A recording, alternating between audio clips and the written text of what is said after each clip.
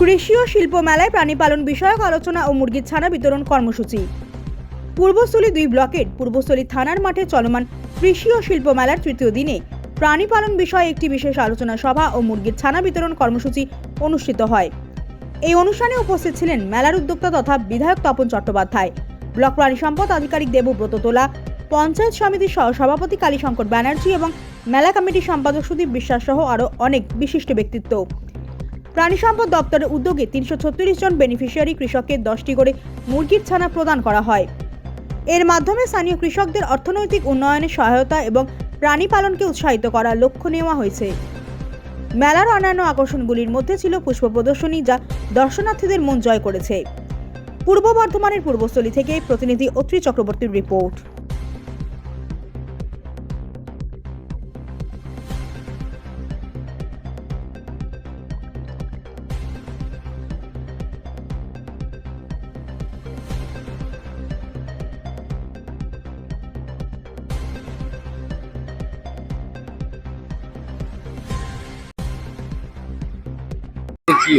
আজকে আমাদের এখানে প্রাণী সম্পদ বিকাশ বিভাগ দপ্তর থেকে মেলায় আমরা 336 জনকে আমরা মুরগির বাচ্চা দিচ্ছি। প্রত্যেককে 10টা করে মুরগির বাচ্চা দেওয়া হচ্ছে এবং এটা পূর্বস্থলী এবং কালিকাতলা 2 এই দুটো পঞ্চায়েত মিলে 336 জনকে আমরা প্রত্যেককে 10টা করে মুরগির বাচ্চা দিচ্ছি।